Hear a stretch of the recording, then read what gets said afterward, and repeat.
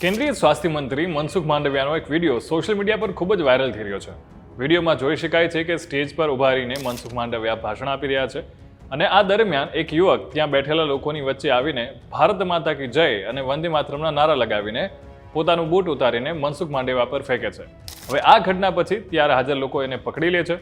આ વિડીયો છે એ x post પર અનેક વેરીફાઈડ અને નોન વેરીફાઈડ યુઝરે શેર કર્યો છે. વિડીયોને અનેક વિપક્ષી પાર્ટીના નેતાઓએ પણ શેર કરી રહ્યા છે. સમાજવાદી પાર્ટીના પૂર્વ મંત્રી આઈપી સિંહે વિડીયો શેર કરીને લખ્યું હતું કે કેન્દ્રીય સ્વાસ્થ્ય મંત્રી મનસુખ માંડવિયા પર બૂટ ચંપલ ફેંકવામાં આવી રહ્યા છે.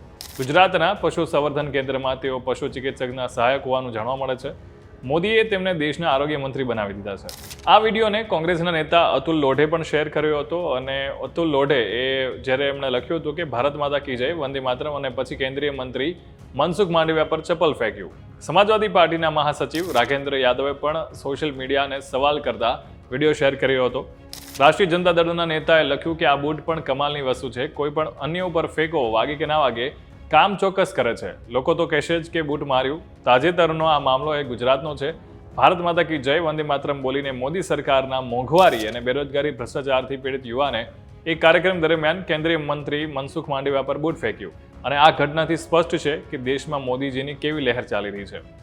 વાયરલ વિડીયોની હકીકતની જાણવા માટે તેમાંથી જે સંબંધિત વાત જાણવા મળી છે એ હકીકતમાં એવું છે કે એબીપી ન્યૂઝ ચેનલની યુટ્યુબ ચેનલ પર આ સમાચાર સાથે વિડીયો જોવા મળ્યો હતો અને ચેનલ અનુસાર 28 મે 2017નો આ વિડીયો ગુજરાતના ભાવનગર જિલ્લાના વલભીપુરનો છે અને જ્યાં એક જાહેર કાર્યક્રમ દરમિયાન પાટીદાર આંદોલનના એક કાર્યકર્તાએ કેન્દ્રીય મંત્રી મનસુખ માંડવિયા પર જૂતું ફેંક્યું હતું.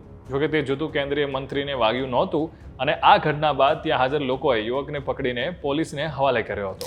એટલે આ વિડીયો એ 29 મે 2017ના રોજ એબીપી ન્યૂઝની યુટ્યુબ ચેનલ પર અપલોડ કરવામાં આવ્યો હતો.